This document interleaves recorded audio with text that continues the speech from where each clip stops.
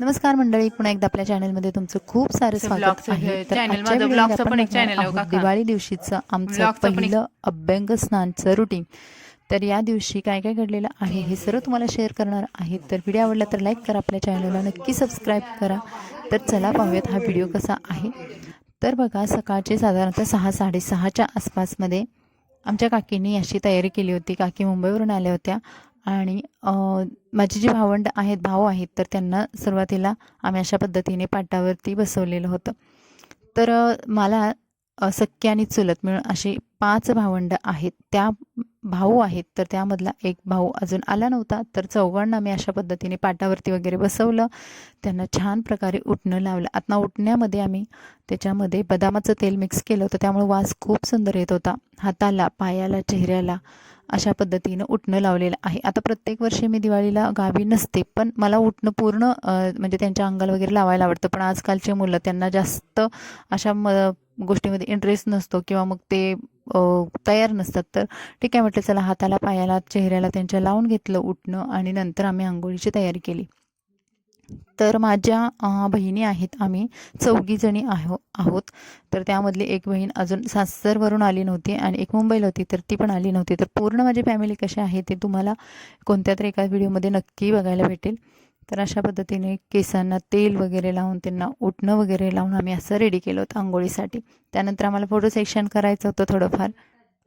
आता तुम्ही बघाल, माझ्या कानाला स्कार्फ नेहमी बांधलेला असतो. आता आई माझी तशी मला बाहेर जास्त येण्यास अलाउड करत नाही आणि मला पण स्कार्फमध्ये खूप अवघडल्यासारखं होतं. पण शेवटी कसं, आपल्या शरीराच्या काळजीसाठी या सर्व गोष्टी कराव्या लागतात. तरी मी फोटो काढण्यासाठी हा स्कार्फ थोड्या वेळासाठी बाजूला केलेला आहे आणि आम्ही छान असे फोटो सेशन केलेलं आहे. तर सकाळच अजून आमची अंघोळ व्हायची होती. पहिल्यांदा आमच्या इकडे पण कसं, की भावाला पहिली अंघोळ घातली जाते, नंतर बहीण करते. तोपर्यंत काकीने इकडे आम्ही अंघोळ घालतो, आम्ही बहिणी, तोपर्यंत काकीने इकडे सजावट करायला सुरुवात केली होती. पाटाच्या भोवती रांगोळी काढणे, त्याच्या बाजूला दिवे ठेवणे, ह्या आमच्या काकींना खूप आवडतं. याच्यामध्ये त्यांना खूप इंटरेस्ट असतो. तर ही सर्व तयारी त्यांनीच केली होती. त्यानंतर मग अंघोळ वगैरे घालून आम्ही त्यांना ओवाळणार होतो. तर दिवाळी हा सण असा आहे की याच्यामध्ये सर्व नाती जपली जातात किंवा सर्व आपल्या घरातले जी मंडळी आहेत ते एकत्र येतात. त्यामुळे विचारांची अदलाबदल होते.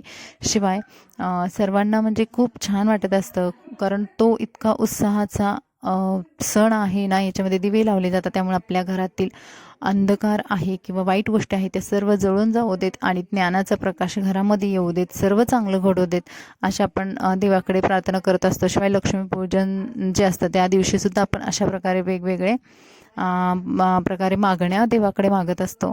तर इथे बघा, आमच्या घरातली सर्वात छोटी जोडी म्हणजे माझ्या काकांची ती छोटी मुलगी आणि त्यांचा छोटा मुलगा, तर त्यांचं पहिल्यांदा ओवाळणी झालेली आहे. त्यानंतर माझा भाऊ आणि माझे सख्खे 2 भाऊ आहेत, तर त्यांचं सुद्धा आम्ही ओवाळणी केली होती. तर जास्त व्हिडिओ लॉंग होतो म्हणून मी एकाच भावाचं तुम्हाला दाखवलेलं आहे. तर अशा पद्धतीने त्याला ओवाळलं आणि त्याच्याकडून पण गिफ्ट घेण्याची एक वेगळी मजा असते. पण कसं आहे, कधी कधी आपण भांडून घेतलेलं गिफ्ट असतं ते त्याच्यामध्ये एक थोडी आपल्याला वेगळी क्रेज वाटत असते.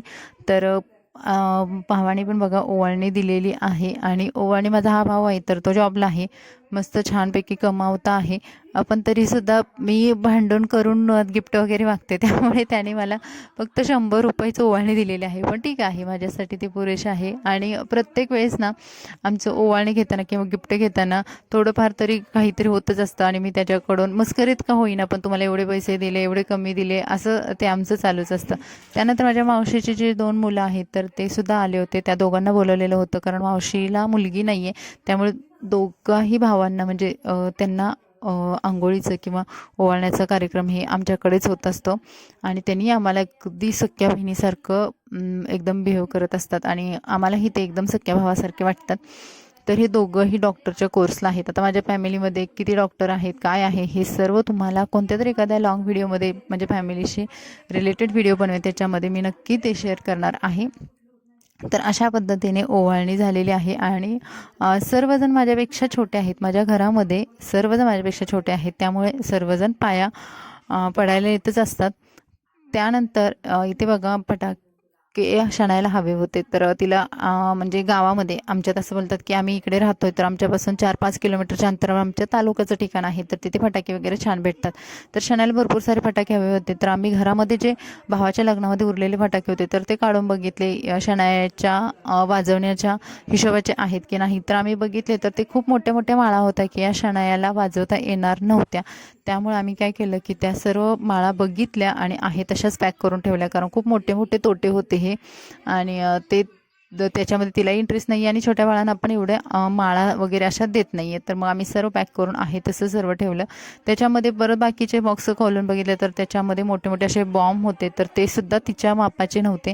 एक मोठा तुम्हाला बघा समोर पाऊस दिसत असेल तर तो एक ती फार तर वाजवू शकते. आणि बाकीचे जे होते असंच ते मग लग्नासाठीचेच आणलेले साहित्य होतं, तर हे कोणतंही तिच्या हिशोबाचं नव्हतं. त्यामुळे ती त्याच्यामध्ये खुश नव्हती. आणि मी पण म्हटलं चला जाऊन दे आता, हे यामध्ये कोणतंच तिच्या उपयोगाचं नाही आहे, तर तिला नवीन फटाके घ्यावे लागणार आहेत. पण शनाया बघा आमची इतकी छान त्याच्यामध्ये, म्हणजे तिला बघायला इतकं भारी वाटत होतं की कोणतं तरी गोष्ट माझ्या उपयोगाची निघेल याच्यामध्ये, पण एकही गोष्ट तिच्या उपयोगाची निघालेली नाही. आम्ही घेतलं तसं सर्व पॅक करून ठेवलं. पण ती तिच्यामध्ये बघा फोटो सेशन कर म्हणत होती आणि फटाक्यांसोबत तिनं अशा पद्धतीने म्हणजे एन्जॉय केलेलं आहे. बघा फटाक्यांना वाजवता का होईना पण त्याच्या फोटो सेशन करून तिनं त्याच्यामधून आनंद घेतलेला आहे. आता त्यानंतर आज आहे आमच्या घरामध्ये आजोबांच्या फुलांचा कार्यक्रम. तर आजोबांना जाऊन 10 वर्ष झालेली आहेत आज कंप्लीट. पहिल्या अभ्यंग स्नाना दिवशी, पहिल्या अंघोळ दिवशीच आजोबा गेले होते आणि त्याची खूप वेगळी स्टोरी आहे. तर कसे गेले हे तुम्हाला कधी तर मी शेअर करेन. पण त्यांच्या जाण्यानं आम्ही इतकं दुःखी झालो होतो. आजी आजोबा आमच्या घराचे मेन आधारस्तंभ होते. खूप खूप छान, म्हणजे त्यांना फक्त आता चांगले दिवस बघण्याचे दिवस आले होते. खूप घरातील मुलांचं, सुनांचं, नातवंडांचं कौतिक सांगण्याचे दिवस आले होते, पण ते आमच्यामधून निघून गेले. त्यामुळे त्याचे खूप मोठी तळमळ, खूप खोल जखम आमच्या हृदयामध्ये प्रत्येक मेंबराच्या घरातील आहे.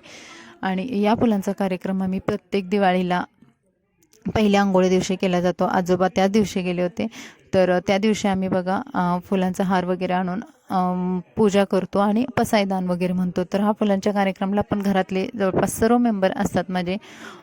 तर अशा पद्धतीने हा कार्यक्रम दुपारी 12 वाजता केला जातो. तर इथे माझे आई वडील, मी, माझे काका काकी वगैरे होते, भावंड होती, भाऊ होते.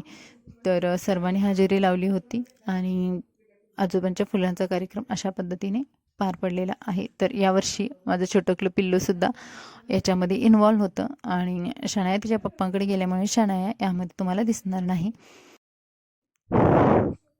तर ही आहे माझी फॅमिली. आणि त्यानंतर पहिलं अभ्यंगस्नान झाल्यानंतर जेवणाचा कार्यक्रम, फराळाचा कार्यक्रम आवरलेला आहे. आणि ही आहे माझी फॅमिली. माझे मिस्टर पण आले होते, तर त्यांनी मस्त फराळ वगैरे केलेलं आहे. जेवण ते घरून करूनच आले होते. तर आमच्या घरामध्ये किती फराळ करू देत, चपाती भाजी असल्याशिवाय त्यांचं पोट भरत नाही. त्यामुळे दिवाळी असो किंवा कोणताही सण माझ्या आईला चपाती भाजी कंपल्सरी बनवावीच लागते.